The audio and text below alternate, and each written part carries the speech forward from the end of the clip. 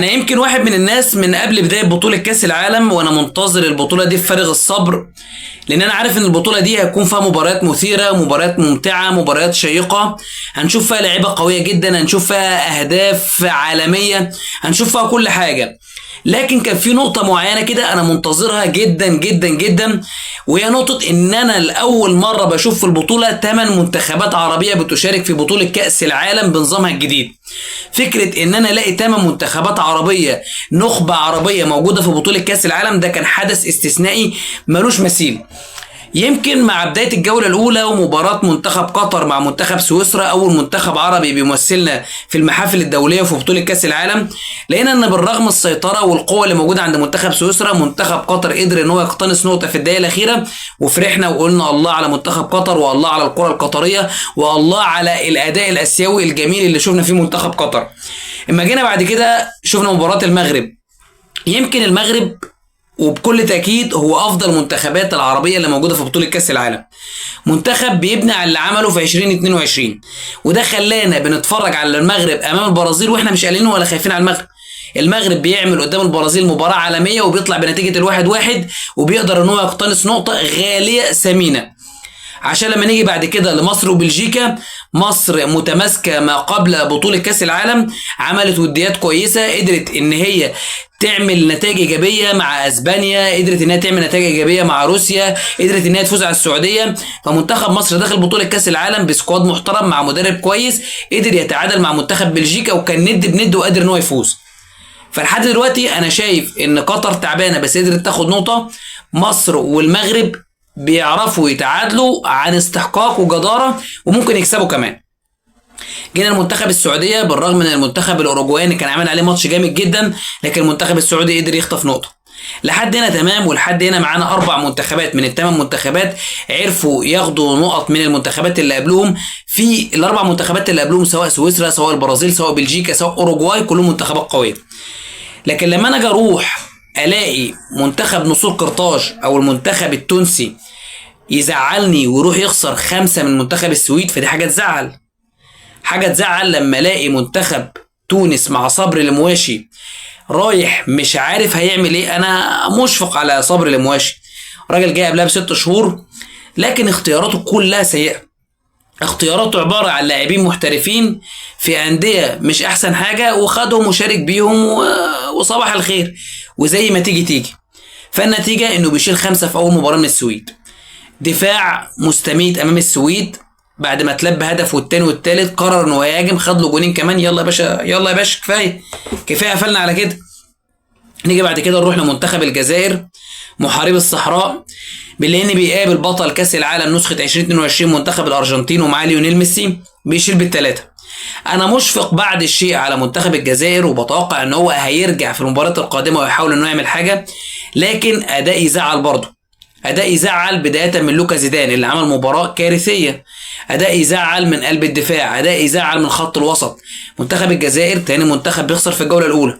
بروح للاردن الاقيها بتخسر من النمسا، يعني برضك الاردن بتخسر من النمسا 3-1. انت كده معاك 3-0 ومعاك 3-1 ومعاك 5، ده مفيش فوز فيهم يا جدعان 1-0 حتى ولا 2-1. يعني يا اما منتخبات بتتعادل وبتثبت نفسها، يا اما منتخبات بتخسر بنتائج كارثيه. عشان لما اروح المنتخب الاخير العربي ومنتخب العراقي بيشيل بنتيجة 4 امام منتخب النرويج. انت واخد بالك من الفوارق؟ انت واخد بالك من الفوارق اللي حصلت ما بين 4 منتخبات قدرت انها تتعادل بنتيجة 1-1، و4 منتخبات اقل منتخب فيهم شال بالثلاثة؟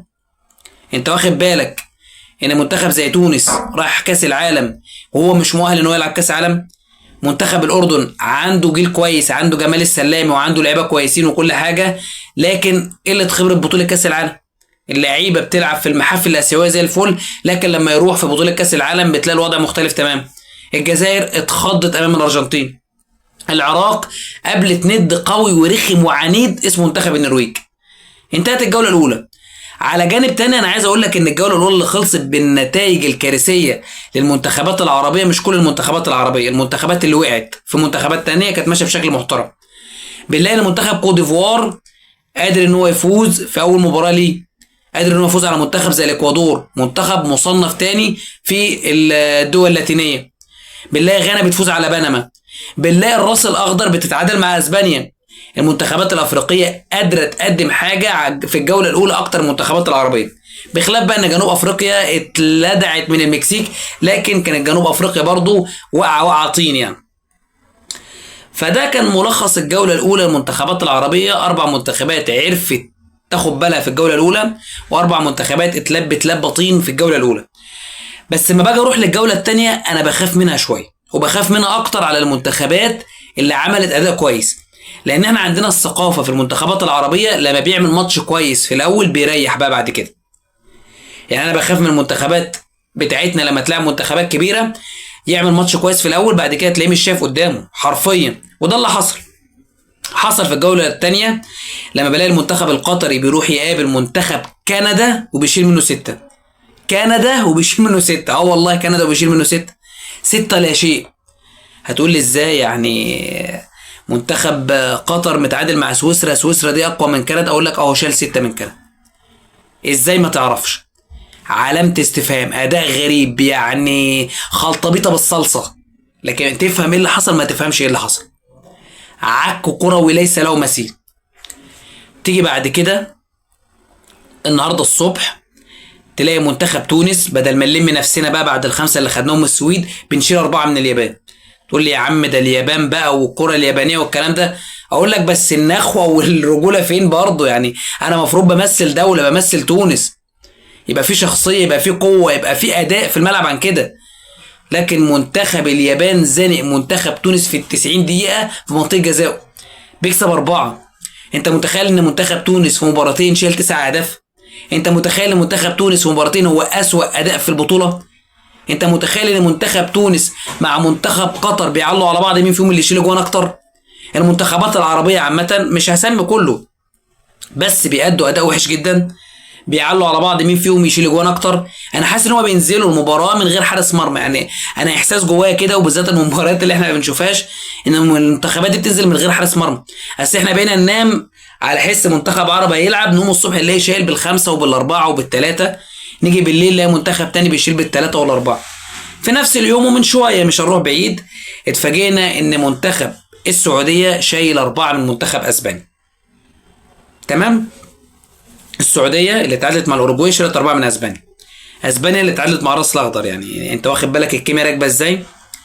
يعني الاستروكس تمام يعني. فنتائج غريبه واداءات غريبه وحاجات غريبه. الساعه 4 باذن الله صباحا مصر تلعب مع نيوزيلندا، بالتوفيق ان شاء الله منتخب مصري. اما من ضمن المنتخبات العربيه اللي ادت اداء ممتاز وبشوفها من افضل المنتخبات العربيه حاليا في بطوله كاس العالم، والمنتخب المغربي اللي قدر ينتصر بنتيجه قويه على منتخب اسكتلندا بنتيجه 1-0. اسماعيل الصيبري. المنتخب المغربي منتخب محترم جدا جدا جدا. انا هفضل امدح في المنتخب المغربي على قد ما اقدر. منتخب عنده لعيبه متميزه، منتخب عنده مدرب متميز، عنده جمهور متميز، عنده اداء داخل الملعب، عنده سياسه وسيستم ونظام شغالين عليه. يمكن المنتخب المصري جاي من بعده. اي نعم مفيش النظام اللي احنا في دماغنا، لكن عندنا شويه لعيبه كويسين، عندنا مدرب بدأ يحط بصمته، فالدنيا ماشيه كويس. خلاف كده المنتخبات العربيه اداء مخزي تماما. بنشوف منتخبين من اللي قدروا يتعادلوا في الجوله الاولى، السعوديه وقطر، بيقعوا وقعه مستميته في الجوله الثانيه.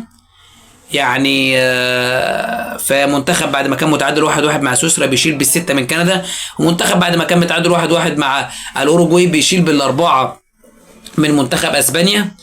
يعني تونس كده كده يعني عارف انت اللي هو بياخد على عينه كده كده منتخب التونس. وده كلام ما يزعل. منتخب تونس الجوله الجايه هيقابل هولندا، هيقابل هولندا اللي راحت شايلت السويد 5.